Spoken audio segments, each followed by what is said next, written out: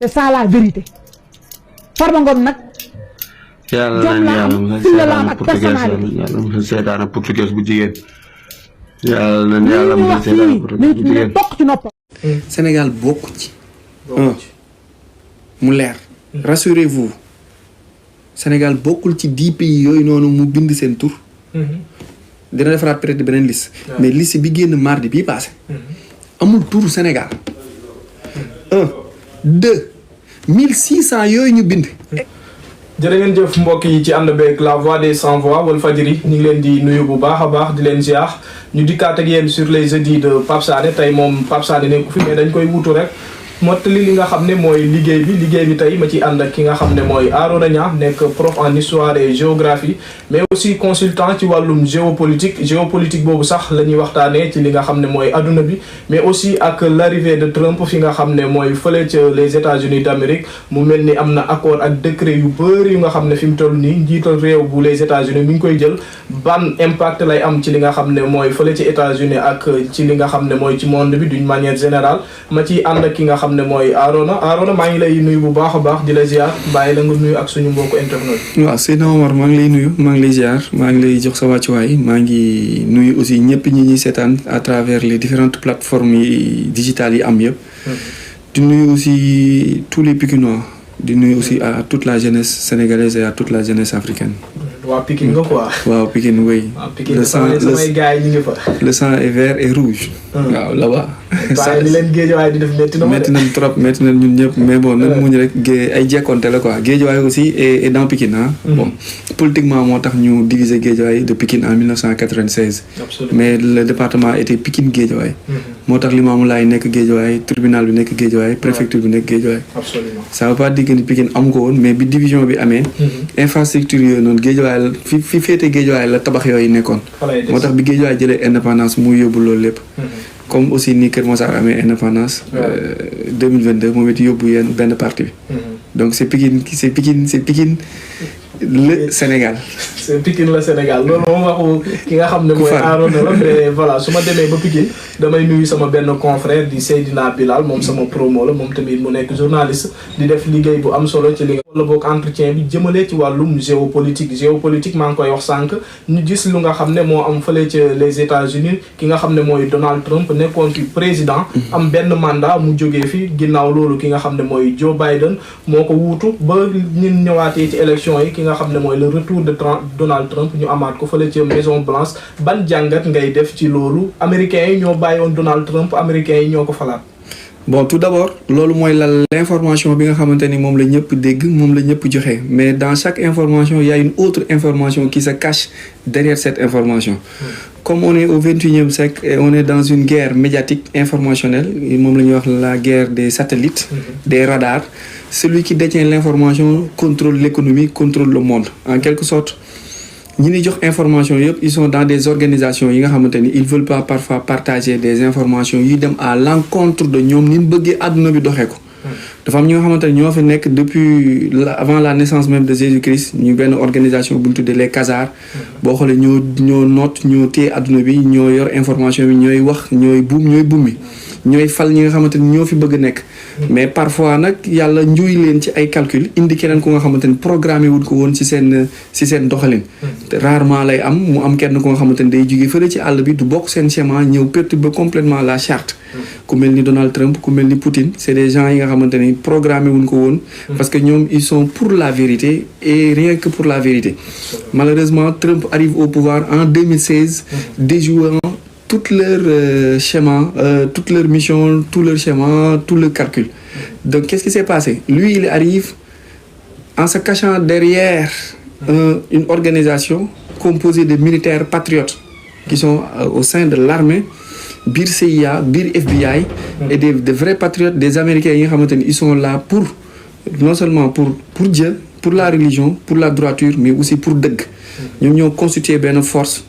fal Donald Trump ci kaw Hillary Clinton bi nga xamante ni moo rawee woon Trump plus de 2 millions de voix.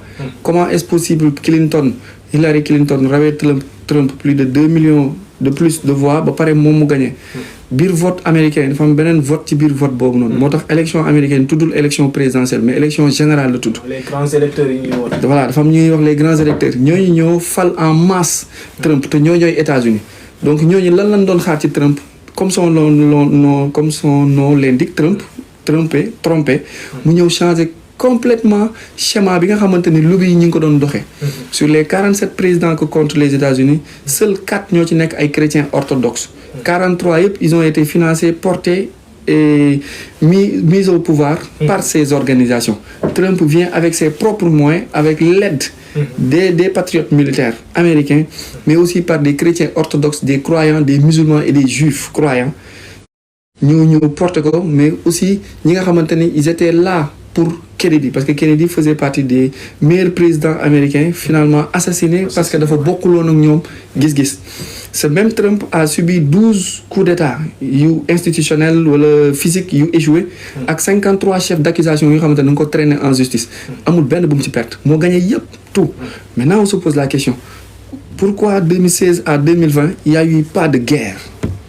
Mu réglé tout le problème du Moyen-Orient, Proche-Orient. Il a réglé presque toute l'économie américaine. Mu jëlee économie bu nekkoon ci ay 9-8 points ci chômage. wàccee ko ba 1,50. Là on se pose la question kooku nan la mën a mel noonu ba pare médias yi di ko diaboliser. mu dem élection ñu ne entre guillemets dafa perdre les élections. Il n'a pas perdu les élections. Les États-Unis ont subi un coup d'état électoral en 2020. Ce coup d'état électoral en 2020 boobu noonu moo jël Trump en cachette mu nekk le président vrai en cachette jël le faux président devant les écrans. muy le faux président. Joe Biden. moom mi nga xam ne dañ ko élire en 2020 nga ne le faux président. Joe Biden n'a jamais sorti la Maison Blanche. pour ñi nekk Amérique wala ñiy tugg ci YouTube bi xam ne YouTube du la jox la vraie information France 24 duñ jox la vraie information. TV5 duñ jox les vraies informations te ñun Sénégal ci sites yooyu la ñuy jëlee information yi. y a des canaux yi nga xamante ni ak des voix yi nga xamante ni nit mën na fa am information vrai en temps réel te bokkul ak ces plateformes digitales yi nga xamante ni c'est matrice lobby boobu ñoo ko contrôler di jàllale ak di segg information bi mu bëgg nit ñi di ko dégg. looloo tax ñu sonal ki moom Telegram. parce que moom information mënoo ko déjouer te doo ko segg ak yeneen canal yi nga xamante ni ñi ngi jàllale la vraie information. Maintenant ce Biden a été mis en place orchestré. C'est lui à Mar-a-Lago, Floride, c'est lui qui signe les décrets en quelque sorte. Mais voulant empêcher une guerre civile. On a montré à toute l'humanité que c'est Biden qui déroulait. Montage yooyu ngeen doon gis mu yéeg ci avion ak yéegam yëpp c'était des films hollywoodiens qui se déroulaient. Mais Biden n'a jamais sorti la Maison Blanche, n'a jamais quitté Washington. C'est Trump lui-même qui dirigeait. Donc loolu dina jur spéculation ak débat ak werante gu bari nag. Fii ak quelques mois wala quelques années. Que toute l'humanité se rendra compte que kon nii la demee xam nga il a fallu 3 ans 5 ans après pour ñu xam ne Covid bi dañ doon nax. Il va falloir aussi beneen 4 ans beneen 5 ans aussi pour ñu xam ne élection américaine 2020 yi kii la woon coup d'état la woon. mais une grande nation comme les États-Unis ana lan moo leen war a jaral ñu fiy teg président bu nga xam ne c'est un président fantôme amul benn njëriñ keneen mooy diriger lan moo leen poussé ñu def loolu. xam nga moo tax bi may commencé la avant la naissance de Jésus-Christ ni la am na benn organisation bu tudd Khazar. ñoom ñooy les grands descendants ñoom ñooy les pas les descendants mais ñoom ñooy les aïeux de ce qu'on appelle aujourd'hui Illuminati franc-maçonnerie. ñoom la ñuy woowee ñi nga xamante ni ñoo téye adduna bi ñoo ko ŋànk par des lobbies mouvements sataniques et autres. Maintenant États-Unis depuis 1776 ba tey sur les 47 présidents yi mu am 43 yëpp ci ñoom lañ bokk ñoo lay fal te avant ñu lay fal xam nañ ko. mën nañ ko jaarale ci ay film comme ay 24 heures chrono. mën nañ ko awale ci ay programme mën nañ ko awale ci ay documents mën nañ ko awale aussi ci ay expérience ñoom xamoon nañ ni le 44e serait un noir. voilà ça a été déjà préparé. ñu jaay ñu c'est le meilleur alors que c'est le pire. Il a déclenché toutes les guerres en quelque sorte il a tué plus que Bush en quelque sorte donc noonu si moo tax ma ne ñoom ak seen programme mais yàlla aussi ak ay programme am. moo tax Trump bi muy ñëw. ma ne Hillary Clinton moo gagné à 2 millions de voix. ci ay vol ci ay à partir des machines yi ñuy wax Dominion. machines yooyu am na si yi nekkoon à Dakar dañ koy tas un peu partout dans les grandes capitales du monde pour que bu Hillary Clinton dugalee benn voix ñu compter que 1,75 bu Trump dugalee benn voix ñu compter que 0,25 su ko defee décompte bi Hillary Clinton wala Biden ñoom mooy ne ci kaw mais boo demee ci grand électeurs yi da ngay gis le contraire de ce qui s'est passé et là on se pose la question vol élection c'est pas valable en Afrique corruption de Afrique kese loolu c'est humain c'est partout c'est des lobbies c'est des organisations qui s'arrachent le pouvoir pour continuer à maintenir la gestion et comment dirais-je piétiner en quelque sorte la grande masse pour éviter le réveil donc si quelqu'un arrive et déjoue cette carte dañ koy tam moo tax ñu diaboliser ko on nous a montré ci 4 ans yii ñu génn que moom baaxul nit ku bon la alors que bi mu ñëwaatee fictif mais en réel il n'a jamais quitté bi mu ñëwaatee lan la njëkk a def ban loi la njëkk a signé Trump bu doon nit ku bon la du ñëw rek nii j'interdis les 32 genres yàlla ñaari genre la bind. absolument lu tax les gens duñ wax ci loolu lu tax moom mu ñëw rek un tubaab bu weex tàll États-Unis Amérique ñëw ni yàlla bindul 32 genres yaa góor la bind ak jigéen. en tout cas ku fi nekkul góor ku fi nekkul góor ak jigéen. acca amatul école transgenre amatul sport transgenre les militaires transgenres dañ leen di génnee rang yi les prisonniers transgenres yi nekkoon ci kaso jigéen ñi dañ leen di yóbbu fële. Les gens ne parlent pas comment quelqu'un peut venir signer des lois comme ça et du tikkee nit ñi te nit ñi doon wax kii ku bon la te fii képp ku fi dox pour jëm ci yàlla dañ lay tam dañ lay wax ni yow baaxoo là il est question qu'on se pose la question réellement lu taxoon bi Covid bi amee mu ne lii du feebar ay tappale la naan leen ci chloroquine bi ngeen génn man États-Unis du ma confiner kenn ba pare dinaa génn OMS ñu jëlee ko fi mu ñëwaat officiellement mais officieusement mi ngi fóot deuxième loi bi mu njëkk a def mooy man États-Unis damay génn OMS parce que da ngeen di tappale mais tappale boobu njëkk ko wax docteur Raoul wax na ko français bi feer bi amee ne waxul woon africain yi feer bi ay naxaatale naan leen ci niimaa gi ba ivoirien yëpp daw xoos niim yeeg nebedaay ak sab-sab ñëpp dem naan si ñi daw di vacciné wu ñu ne bu ñu vacciné bu kenn vacciné wu lan lañ ci dégg léegi ñun ñëpp xam nañ ni vaccin yi c'était pour nous insérer des puces ARN messenger pour nous contrôler. La vérité a fallu 5 ans pour que les gens se réveillent. On va attendre encore d'autres 5 ans, 6 ans pour qu'on sache que nous nous ay tapalé. Mais Trump moom suñu xoolee premier mandat ak discours bi mu doon tenir peut-être que ñu ci bëri ci population bi mën nañ ne ànduñ ci woon mais li nga xam ne mooy 2024 bi ñu demee ci élection yi population bi dañoo adopté li nga xam ne mooy le discours de Trump. Parce que vérité bi moo commencé woon di génn dañ leen duppee woon pendant 4 bonnes années. Ils se sont rendu compte que lu bari xew na fi te ay nax la woon te moom Trump li mu doon wax 2016 yëpp ndekete kon moo leen jik dëgg la te moom bi mu fi nekkee guerrul te économie mi ngi doon dox te États-Unis mi ngi stable ñu ni tiens attends kon ñun dam na doon nax moo taxoon ñu bëggoon ko rey avant 2024. ba ci élection yi gis nañ fi benn tentative. Ben jàllul c'est parce qu'il a le soutien d'une branche dans l'armée américaine ñi nga xamante ni c'est des militaires patriotes. gis nga l'armée américaine mooy armée bi gën a patriotique bi gën a républicain dans le monde. ñoom faale woonu président ñoom États-Unis lañ gëm. il a eu ce soutien boobu ko dimbali tey moo tax mu ñëwaat léegi nag il a tous les privilèges et toutes les forces c'est le champion. c'est le maître. moom ak Trump moom ak Poutine vont jouer sur la carte du monde et jouer sur l'équilibre et faire sortir l'Europe la main de l'Europe sur l'Afrique. Donc s'il parle d'immigrer ban question bi lan la woon dama doon xam sa premier am na. parce que dama ne discours bi nga xam ne amoon na ko li nga xam ne mooy population bi taxuloon mu adopté ko à 100% mais par rapport ak li nga xam ne mooy mandat bi moom askan bi dañ ko fekk si ci li nga xam ne mooy Trump surtout li nga xam ne noonu la ko américains yi di waxee American first. waaw American first xam nga moom dafa fekk ay discours yooyu noonu boo xoolee ñoom Kennedy ñoom les 47 présidents 4 yi nga xamante ne ay chrétiens lañu orthodoxe dañ leen rey. 3 yi dañ leen rey Trump rek leen ci rey moom lañ jamul moom lañ assassiné wu.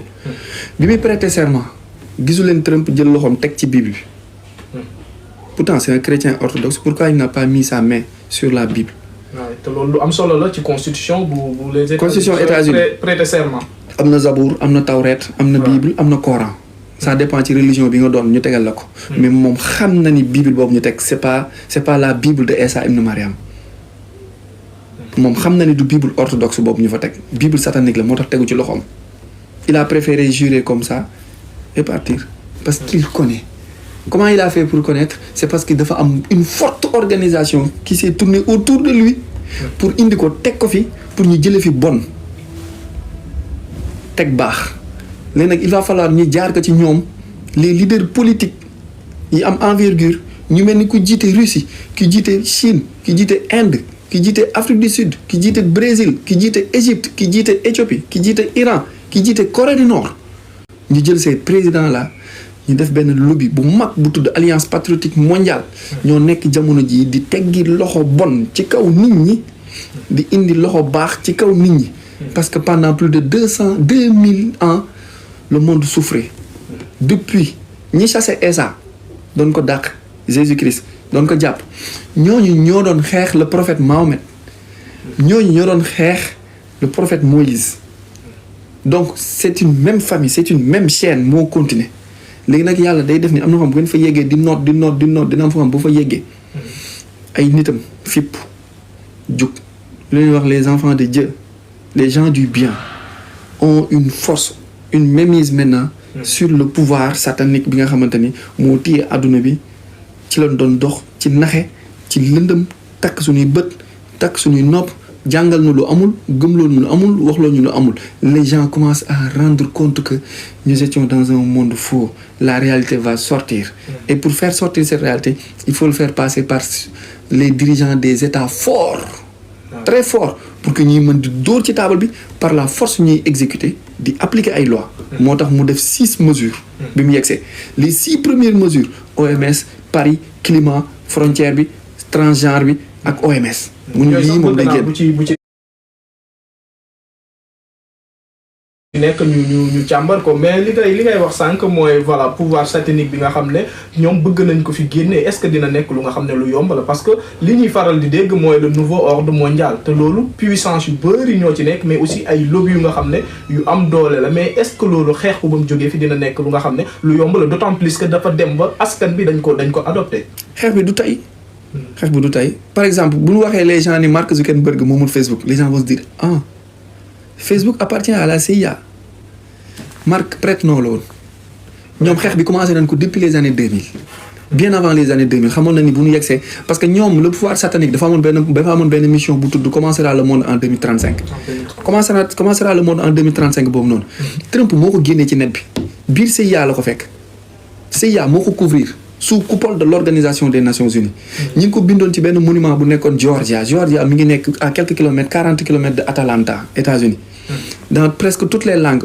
avait écrit le programme d'éradication diminution réduction de la population mondiale en 2035 loolu amoon na des centaines d'années ci ginnaaw faire passer ça par l'Organisation mondiale pour la santé OMS ak le grand entre guillemets je vais pas citer son nom Bill Gates pour ñu jaarale ko par l'alimentation l'agriculture le vaccin ak tout ce qui est transplantation pour faire une réduction massive de la population mondiale on devrait entre 2019 Covid-19 ak 2035 waroon nañ réduire les 7 milliards 800 millions qui existent sur Terre waroon na décimer complètement les 7 milliards 200 millions de personnes il devrait rester en 2035 que 500 millions de personnes sur Terre moo tax bi feebar Covid bi génnee le secrétaire général de l'Organisation des Nations Unies Guterres Antonio moo taxaw wax ni la maladie Afrique préparez-vous cette maladie va vous éliminer allez vérifier dans les archives allez vérifier sur Google yàggul Vernon Layer ki jiite commission européenne ñëw Afrique elle a prononcé les mêmes mots lan la ñu waxoon ku ko am soo ko amee à 1 mètre da lay rey da lay wàll soo jàppee fenn waruma jàpp foo teg foofu sama loxo porter masque génn leen heure bi tëdd leen heure bi loolu la ñu gëm la woon ni bu la jàppee daf lay rey te ñun pendant ce temps ñi ngi bokk boolu ndabu añ kaasu ataaya absolument kaasu café di nekk ci bus yi di nekk ci marché yi da ngeen dégg Afrique am ci taux de mortalité bu extraordinaire ñi Covid bi rey ñëpp ils étaient malades avant Covid bi di ñëw parce que Covid bi grippe la xurfaan la bu am doole bu xam da lay sëqat ak xurfaan pali bu métti day rey nit lu pali bi di rey paludisme li muy rey absolument tabac cigarette li muy rey Covid bi rey ko Covid bi mensonge li mu doon rey yëpp 90% c'était des mensonges après ces vérités là vont sortir que ñu bari duñu woon ay nit ay mannequins la woon nombre pour augmenter le nombre de morts am ñoo xam dañ leen doon fay dans des laboratoires cinématographiques pour ñuy simuler des morts pour qu'on compte le nombre de morts pour faire peur à la population mondiale et pour passer leur programme de vaccination ça n'a pas réussi donc kooku bu ñëwee il a le droit de dire à OMS je vais plus participer ci sa organisation bi nga nekk xam ne ay caaxaan la. les gens en dehors de caaxaan yooyu sax foofu laa bëgg nga teg fa sa baaraam parce que Covid bi mu ñëwee tamit bokk na ci li nga xam ne moo tax nguuru ki nga xam ne mooy Trump chuté parce que Covid bi am na ay conséquences yu bëri ba tax na américains yi meree ko aussi. si effectivement que la France et la Chine. à partir des laboratoires ñu ngi ko toggee France waxtaanee ko Davos benn couple jugee France dem Wuhan. ci laboratoire ba. ca Chine déclenché fa virus bi dóor ko humanité bi jël ko pour faire reculer Trump parce que da doon dal seen kaw fallait lui faire reculer en passant une maladie bi nga xamante ne day réduire économie bi day réduire politique bi da koy arrêter comme ni ni explosé comme ni ni créé séisme tremblement de terre bi amoon Turquie 2023 tremblement de terre bi amoon Turquie ba astu jour ghanéen boobu noonu décédé woon ci tremblement de terre boobu du woon naturel. dañ ko créé. fallait bombarder la Turquie pour faire peur à Erdogan. et reculer l'URSS. parce que la Russie avançait. Turquie aussi mi ngi commencé di am benn montée en puissance ci économie ak ci armement. léegi tremblement de terre am na yoo xamante ne nekkatul naturel. y a des explosions sismiques qu'on fait à partir des rift mooy fu ñaari plaque dase. loolu la ñuy wax tectonique des plaques. soo dóoree bombe bi ci suuf diggante ñaari plaque day yëngu. lépp lu nekk ci kaw suuf si day yëngu. c'est des dizaines de mètres et c'est des centaines de mètres ci suuf lañ koy placer il appuie sur des boutons à des centaines de kilomètres boum ça bouge. mënuñu ko woon def biir Russie fallait parce que Russie fi mu nekk amul plaque. amul ñaari rencontre de plaque mais diggante Europe ak Asie en passant par les monts Oural ak Mont Blanc pas Mont Blanc Mont Oural ak côté Turquie bi foofu dafa am rencontre de plaque ñu dóor ko fa tremblement de terre bi faire reculer la vitesse chinoise iranienne russe Covid bi jaar na la faire reculer la puissance américaine économique ak fi mu toll nii wax malheureusement yalwaan wax ci li nga xam ne mooy aide au développement yi nga xam ne les États-Unis dañ koy doon jox wala boog di ko financer les pays africains mais à travers l'USAID mais ñu gis ne fi mu toll nii Trump dafa ñëw suspendre ko pour 90 jours loolu nekk na lu nga xam ne voilà mën nañ ko justifier ou bien. 120 et quelques millions la États-Unis doon dugal loolu jàppalee Sénégal 120 et quelques milliards la rek loolu du dara bariwul. 100 et quelques milliards bariwul. moom la doon bariwul par rapport ak 6 000 milliards yi Sénégal soxla. donc bu ko arrêté aussi moom xam na lu tax mu arrêté ko parce que xam na ni beaucoup de ces organisations là doxuñu à l'encontre de moom li mu bëgg. moom li mu bëgg léegi def naa présentation bi ñëpp war nañ mën a comprendre léegi. politique gu Trump ñëpp war nañ mën a comprendre kon lan moo tax léegi xam nga ko xamul Trump mën ngeen dafa soxor. mais d'après explication bi ku xam léegi Trump war nga mën a xam ni kon lan moo làqutu ci ginnaaw ONG yooyu. ba mu arrêté aide bi loolu côté aide bi la. côté immigration bi nga wax. mooy jeexalee dinañ dugg après ci li nga xam ne mooy immigration mais aide boobu suñ ko suspendre ban impact lay am ci Afrique yaa ngi wax ne bëriwul ci Sénégal mais aussi am na ay financement yu nga xam ne daana ko def notamment ci éducation bi nga nekk USAID lim ciy contribuer am na solo torop. waaw léegi moom parfois da ngay yàq dara pour defar lu gën. mais ne maintenant diggante yàq boobu noonu pour defar lu gën boobu noonu. rupture day am. moo tax ma ni diggante simeeku ak solu yaramu neen mi ngi ci. maintenant moment bii ñu toll nii il suspend tout pour xool financement bu ne. accord bu ne aide bu ne. fan la daan dugg ak ñan ñoo ko daan téye ak pour lan la woon. il a le droit de dire il est le président il a le droit de dire. arrêté boobu gis nañ ko Sénégal. le premier ministre yu ci bëri. Sonko def na ko Sonko bi mu ñëwee dafa téye lépp ñu taxaw. ñu audité pour xool. Trump kay a le droit de dire que il faut arrêter tout le temps que je vérifie. mu càmbar affaire loolu dong la du leneen y a rien de mal y a rien d'extraordinaire jarul ñu koy diaboliser dafa soxor nangam sax kon Ousmane Sonko dafa soxor. Ousmane Sonko soxor. am na ñu koy wax de. non il fallait ñi fi Macky Sall nekkee woon fallait ñu arrêté ko xool ba pare balaa ñoom ñii ñëw toog. xool li ñu denc ak lu ñu sàcc. Trump noonu la def dafa ñëw ni arrêté leen taxaw leen ñu taxaw. pour mu jëlaat manette yi ak levier yi. mais pour loolu il faut mu xam lu ne fu mu jëm. lu mu fay def ak laka la ak ñan la. loolu dong la donc si l'Afrique souffre c'est son problème c'est pas le problème américain te Afrique warul woon après pendant 65 ans warul woon continuer di dépendre ci ay yalwaan ba tey africain yaa ngi tàllal loxo. États-Unis dëkk la comme Sénégal ñu nekkee dëkk. ñoom fu la gën a am ba taxawal ko ñun ñoo ñàkk fu la gën a am ñun ñoo ñàkk lii bien vrai que y a une nooteel bu nga xamante ne France ak les occidentaux teg nañ ko ci nu kaw mais révolution bi war ci ñun lay démarrer du démarrer force bi du jógee ci keneen pour ñu développer ñun ñooy rayante pour mu taxaw. donc loolu kese la les états préservent leurs intérêts. waaw ku nekk sa intérêt ngay xool mais ñu waxtaan ci li nga xam ne mooy wàllum suñ doomu réew yi nga xam ne ñoo nekk fële ci États-Unis su ma tuddee États-Unis nag sama xel dafay dem ci ki nga xam ne mooy Toufayev Omar Ly sama turandoo mais aussi monsieur Dramé mu nekk li nga xam ne mooy le président des Sénégalais de l'extérieur fële ci États-Unis di leen di jàppale bu baax a baax ba jamono ji gis nañ ci mi ngi def communication bu am solo ñeewal ci expulsion bi nga xam ne am nañu koy ruumanaat nekkul sax ruumanaat parce que mën naa ne ci l'administration Biden lañ ko defee woon mu nekk benn nombre bu toll ci 1689 yu nga xam ne dañ leen a recensé woon ñu nekk ay Sénégalais du Sénégal kese la li nga xam ne mooy politique migratoire bu Trump concerné bëri na mais ñun bi ñu ci intéressé jamono ji ñuy gis benn information ne lu toll ci 1689 Sénégalais mën nañ leen expulsé ci réewum États-Unis mu nekk dogal bu nga xam ne dina xaw a garaaw de diaspora bi ñoo ñu yor de doom day 1800 milliards 2000 milliards la diaspora bi di dugal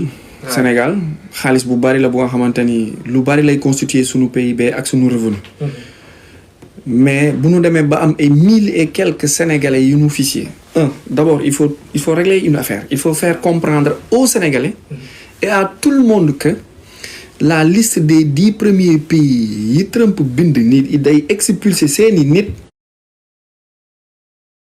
Sénégal bokk ci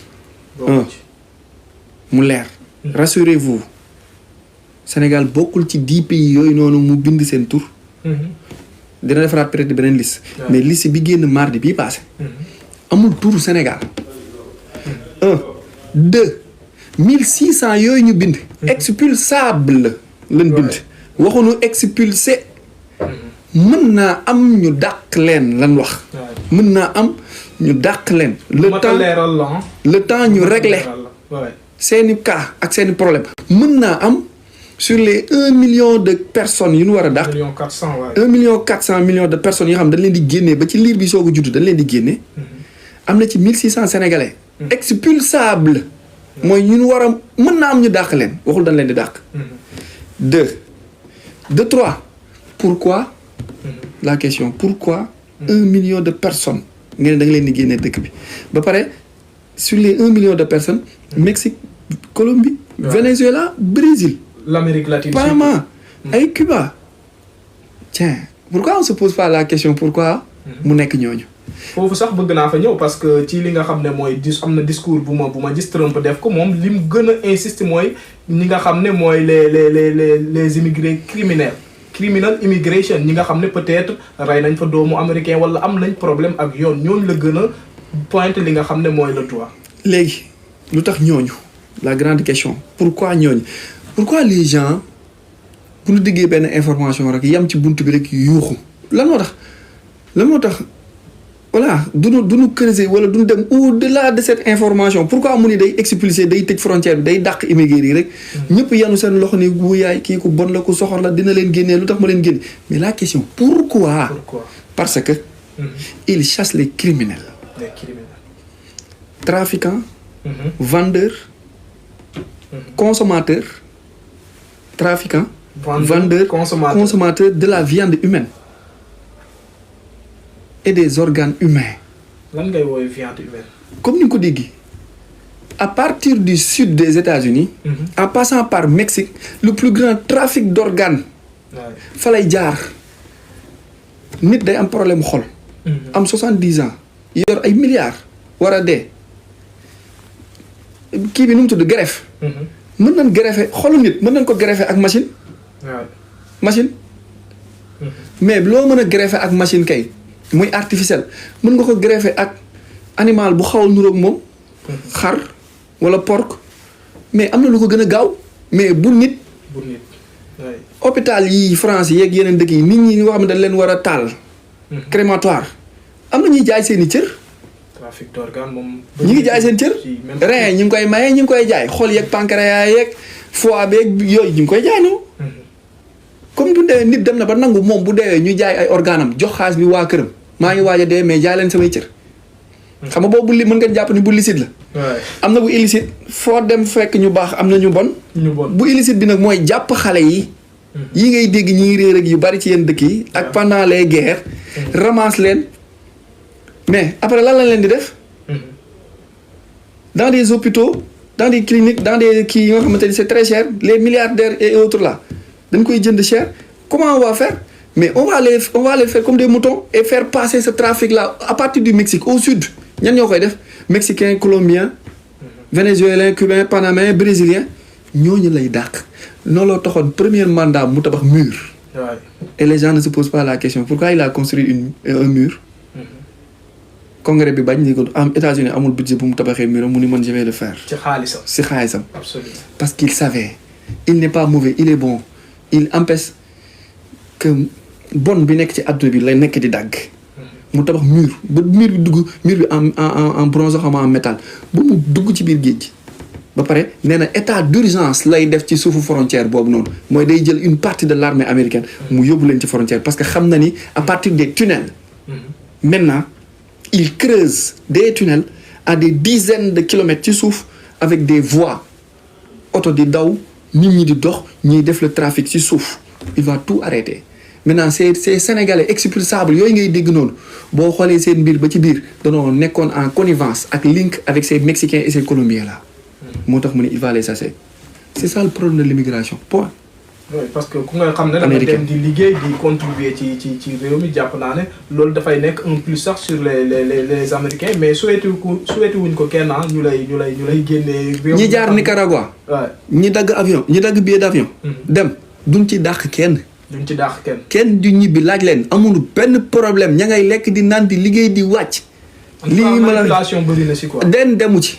dàqu ci kenn amul benn problème ak africain ces pauvres africains là il n'a pas de problème ak ñoom xam nga ña la amal problème. le mexicain bi nekk biir États-Unis def foofu cartel bordel. de trafiquants et d'organes et autres ñoom la amal problème.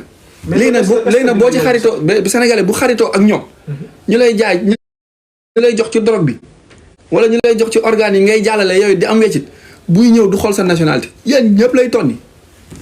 mu jeex mais loolu est-ce que dina yomb parce que États-Unis suñ koy wax par état la te am na état yu nga xam ne li Trump bëgg nii ñoom ànduñu si mën nañ ji yéeg ci justice di dem ak a ñëw ba peut-être mën naa ne sax ba mandat bi jeex loolu li mu bëgg def nii est-ce que dina yomb. moo tax dina dem recours à la force maintenant il a tous les leviers ñëpp ci moom lañ far victoire bi nii éclatante la musul gëj naa am États-Unis wala boog musul am États-Unis. mi ngi mel ni Sonko gagné kii bi. assemblée sur les 165 nga am les 130. noonu la fa demee presque il a presque tout le pouvoir état bu ci bañ wala bu ci am na ay récession ak ay comment dirais-je en droit yi muy teg sa kaw. il va le faire il va le réussir ci 4 ans yii nii. dina leen génnee bu état bi bañee xam nga lu muy def comme ni mu def Colombie. ni ko je te donne quelques jours boo leen jël siwul accord économique bi dox suñu diggante man ak yow j'enlève les 50%. le président colombien a réagi sur le sang. allant même à envoyer son avion. na bàyyi di chantage gars yi nag. son avion présidentiel. ni léegi man maa yónni sama avion sax pour ñu jël si. leen. te dañu yoon day bañ de. dafa ne ko je te donne quelques jours boo ko jëlul accord économique bi dox suñu diggante j'enlève les 50%. suñu doxaatee tuuti j'enlève encore rek président bi ni ko may ma mu ñëw ga xaar. génn leen dëkku jàmbur.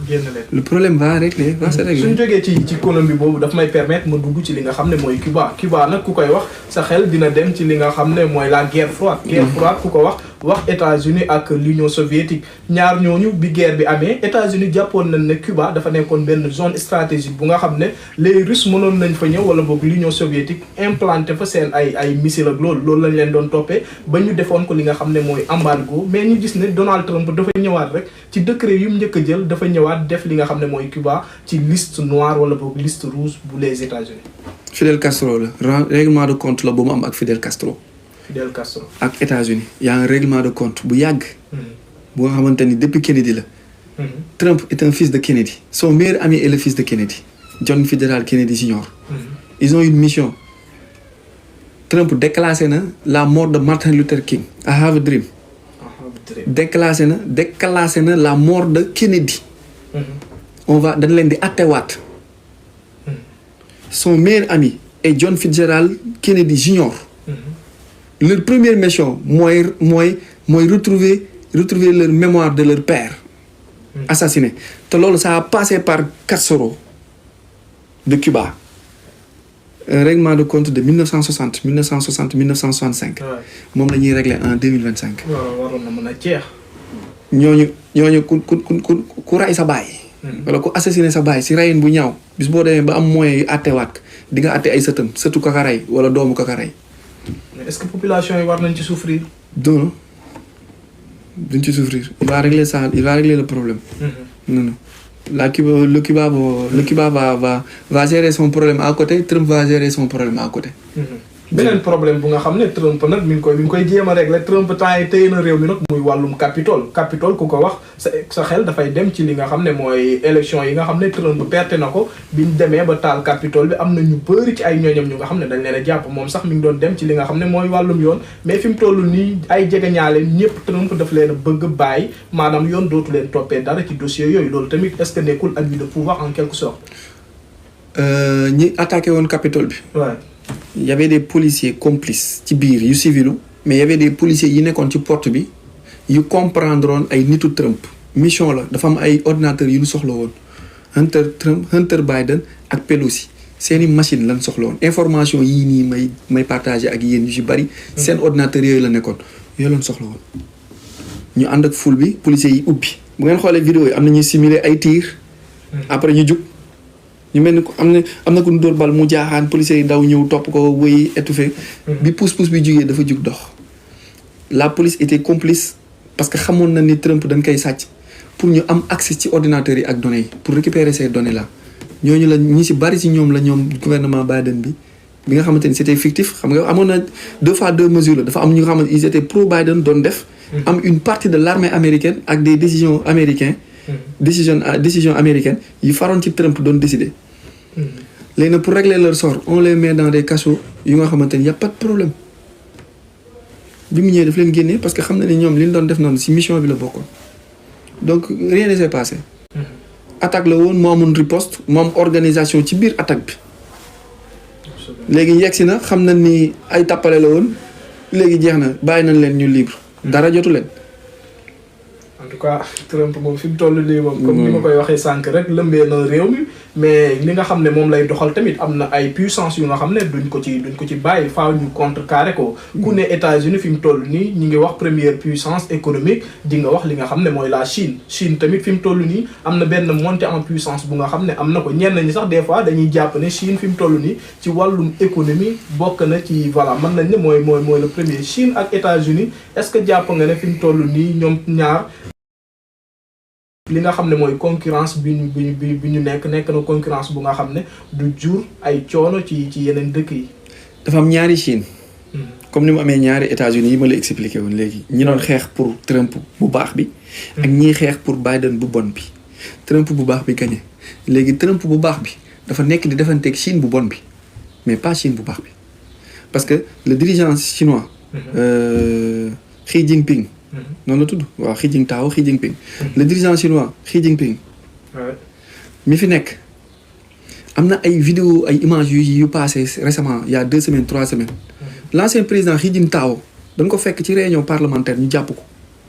qu'est-ce qu'il a fait ak le président chinois actuel bi fi nekk. allié wu ak Russie Afrique du Sud mooy BRICS bi. te Trump déggu leen ko ba tey mu wax dara lu jëm ci ñooñu noonu. c'est parce que ñoom chef d'État yi. amul problème mais ñi téye seen alal réew mi ak ñi téye seen dëkk bi ñooy organisation lobby bi am doole bi chef d'État yi di xeexal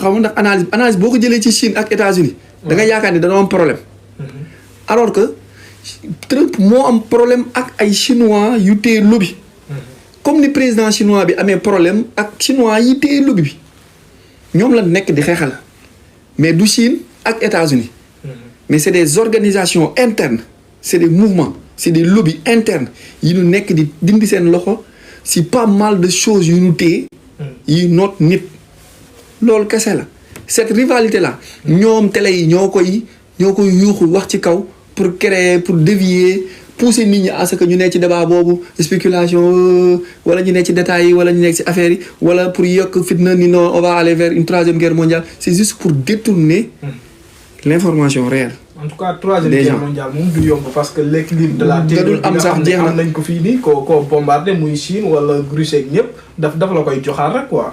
Russie si boppam am na bombe bu nga xamante ni Satan 2 la tudd soo attaqué la Russie 45 secondes yu stop.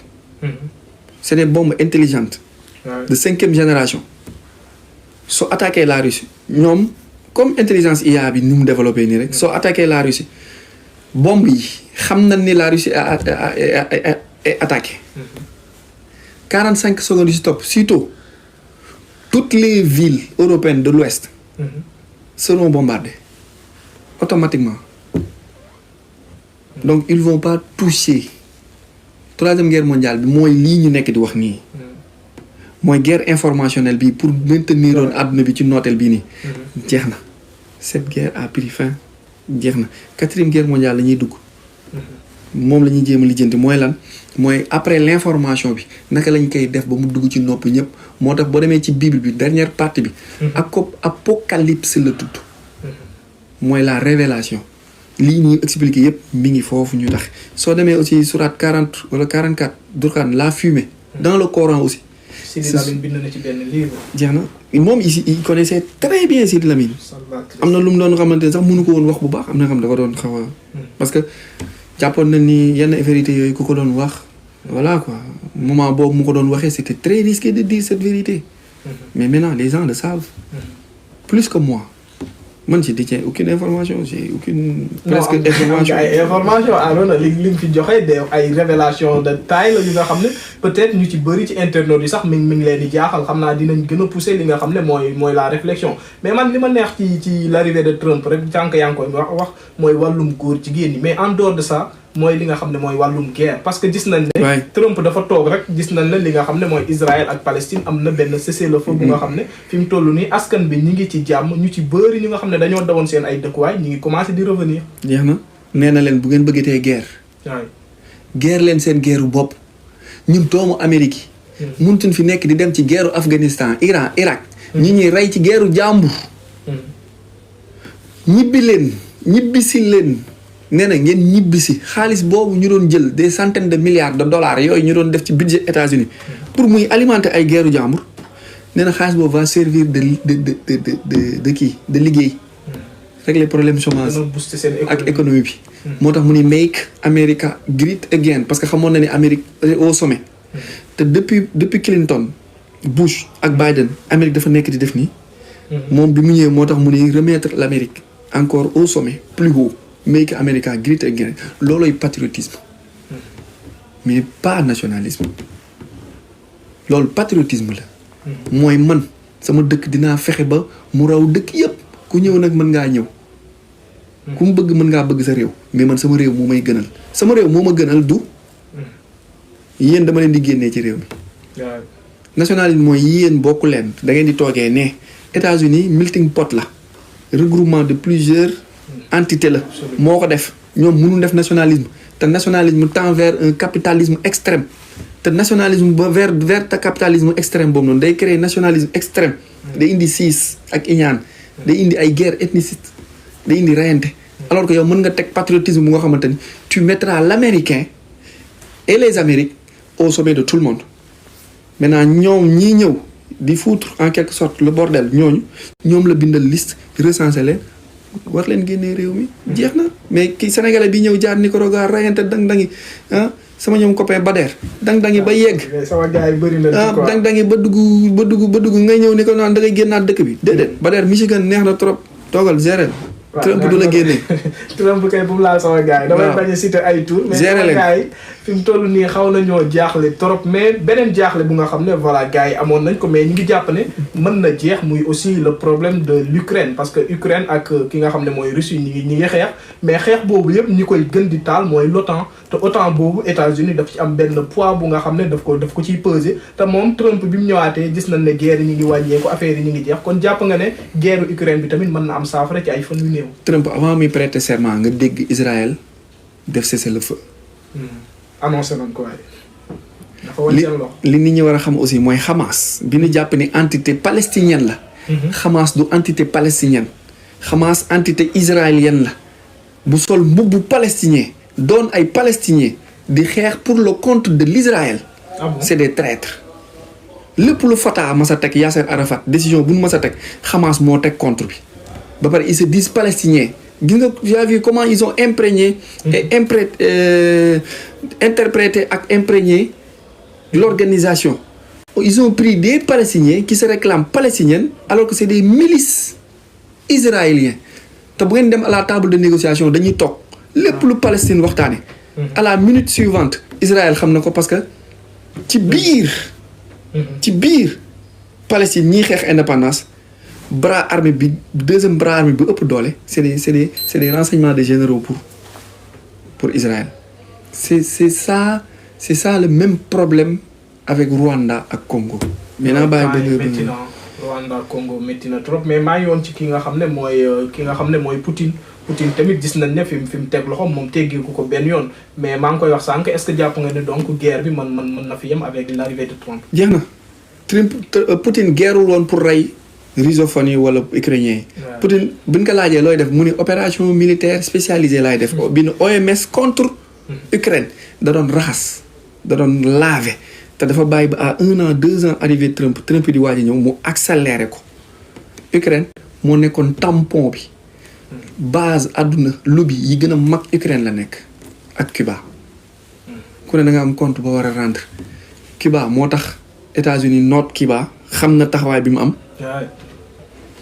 Ukraine Russie xam na kuy Ukraine donc ñoom ku ne da nga am ci sa wet ku salte ku tilim ku nga xamante ni ku la jege ku nga xamante ni lépp luy bon bi mu tudd sànq ci frontière Mexique bi bu dee bu Europe Ukraine moo ko représenté parce que c'est une menace pour li nga xam ne mooy la Russie ba pare rek menace bu rëy la te Russie benn bunt rek la am muy Sébastopol boobu noonu côté Dardanelles yi foofu rek la am accès à la mer chaude ci kaw yëpp glace la Russie boo ko attaqué mënul jaar ci kaw parce que balaa muy ñëw di toj banquise yi day yeex foofu rek la mën a jaar pour atteindre mer Égée mer Méditerranée ak mer Rouge dugg dans les mers chaudes océan Atlantique bis bu ñuy attaqué Israël foofu lay jaar donc Russie du seetaan mukk parti boobu noonu OTAN mi nga xamante ni c'est satanique dafa def base am xalaatu ko donc Poutine a raison de ce qu'il est en train de faire te rayul woon ay xale bombardé woon sur des civils mais plutôt sur leur base la doon tas c'est ce que Trump va faire